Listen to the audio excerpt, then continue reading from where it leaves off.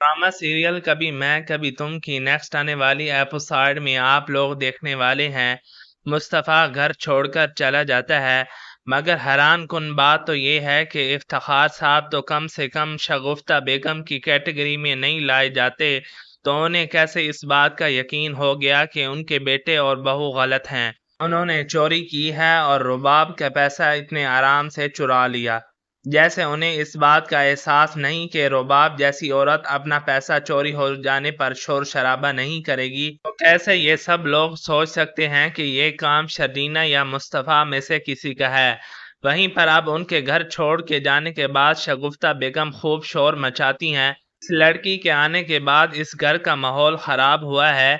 जब से ये आई है, भाई को भाई के खिलाफ कर दिया, मुस्तफ़ा को इतना बदगुमान किया है कि वो भाई के गिरबान को आ गया।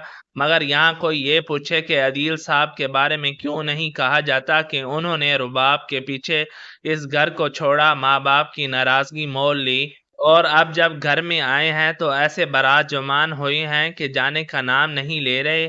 कोई उनसे बोले कि जनाब आप अपने आलीशान महल में वापस जाएं, आपको वो मुबारक हो। मेहमानों की तरह आए ज़रूर, मगर खुदा के लिए अपने घर वापस लौट जाएं कुछ वक्त गुजार के। यहाँ हमेशा के लिए बारात जुमान होने के लिए आप लोग भला क्यों आए हैं? मगर ये बात तो यहाँ शगुफ्ता बेगम करने से रही, क्योंकि उन्हें यहाँ रुबाब के पैसे में दिलचस्पी है। वहीं शर्जीना जब घर में अगर गलती से राशन लाने का सोचती भी थी तो उसे ये कहा जाता कि हमारे घर में बहुओं के पैसे को इस्तेमाल नहीं किया जाता, और यहाँ रुबाब के पैसे को भर भर के इस्तेमाल किया जा रहा है।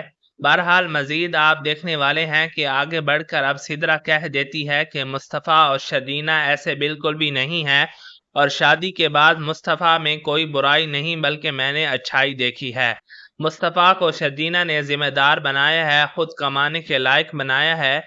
ये वो लड़का है जो सारा दिन सोता था, कभी नौकरी के बारे में उसने नहीं सोचा। माँ बाप के ऊपर पैसे खर्च करता है, बल्कि अब्बू की जितनी शुरुआती दौर में ट्रीटमेंट हुई है वो भी मुस्तफ़ा ने करवाई थी। तो यहाँ पर उसे किस तरह से गलत कहा जा सकता है? बहन की बातें सुनने के बाद अदील साहब फटी आंखों से उसे देख रहे हैं, तो दूसरी तरफ जो इफ्तिखार साहब हैं उठ के दूसरे सोफे पे जा बैठे, सर पकड़े बैठे हैं। उन्हें तो समझ नहीं आ रहा कि हुआ क्या है। आखिर ये बात समझना सबके लिए इतना मुश्किल क्यों हो रहा है?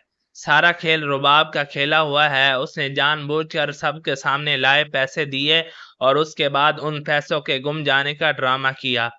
बहरहाल अब मुस्तफ़ा और शदीना घर से तो निकल गए हैं, मगर सर छुपाने का कोई आसरा नहीं है। काफी रात हो चुकी है, सड़कों पर मारे मारे फिर रहे हैं बाइक पर लिए। अब शदीना को मुस्तफ़ा थक गया है, उसे कहता है तुम अपने घर चली जाओ, मैं तो लड़का हूँ, कहीं भी रह लूंगा, किसी दोस्त के घर ही चला जाऊंगा।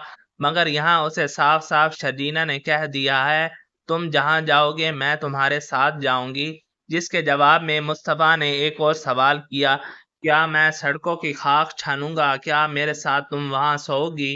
तो क्या तुम मेरे साथ सड़क किनारे सो जाओगी? और यहाँ मुस्तफ़ा के आगे से जो जवाब शदीना ने दिया है वो उसे हैरान कर देता है।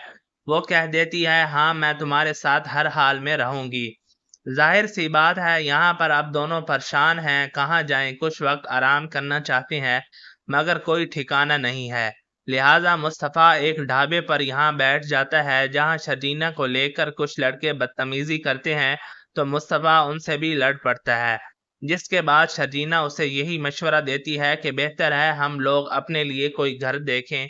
यहाँ मुस्तफ़ा अपने दोस्त की मदद लेता है, वो उसे कुछ ऐसे इलाकों में ले जाता है जहाँ रहना उन दोनों के लिए नाकाबिले बर्दाश्त है।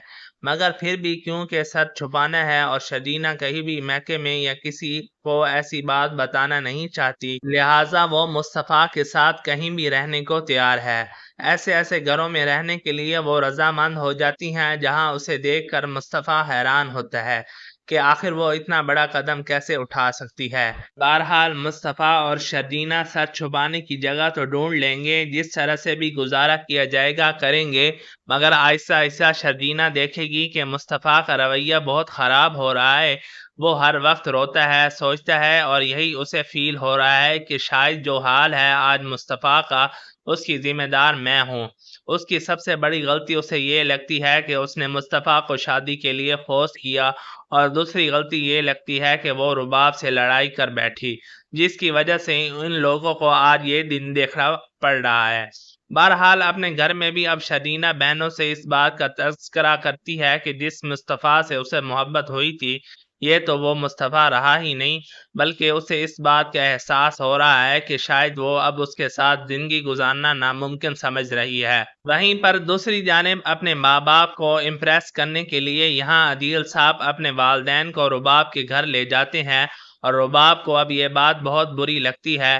وہیں پر عدیل کو اس بات کا اچھی طرح سے معلوم ہے کہ جو کچھ بھی شرجینہ اور مصطفیٰ کے ساتھ ہوا ہے اس کے پیچھے کس کا ہاتھ ہے، مگر رباب اپنی غلطی کو چھپاتی نہیں ہے، ڈنکے کی چوٹ پر کہتی ہے کہ کہیں نہ کہیں تم بھی یہی چاہتے تھے کہ وہ لوگ اس گھر کو چھوڑ کر چلے جائیں۔ جی تو ناظرین گرامی، اب دیکھنا یہ رہ گیا ہے کیا شرجینہ اور مصطفیٰ اپنے گھر کو چھوڑ جانے کے بعد باہر گزارا کر سکیں گے اور دونوں ساتھ رہ سکیں گے، یا طلاق تک ان کی نوبت آ جائے گی؟ ہمیں کمنٹ سیکشن میں ضرور بتائیے گا۔ اگر ویڈیو اچھی لگی ہو تو ویڈیو کو لائک اور شیئر کر دیں، چینل پر نئے ہیں تو چینل کو بھی سبسکرائب کر لیں۔ اگر آپ یہ ویڈیو فیس بک پیج پر دیکھ رہے ہیں تو ہمارے پیج کو بھی فالو کر لیں۔ ملتے ہیں اگلی ویڈیو میں، تب تک کے لیے مجھے اجازت دیجیے، اپنا خیال رکھیے گا، اللہ حافظ۔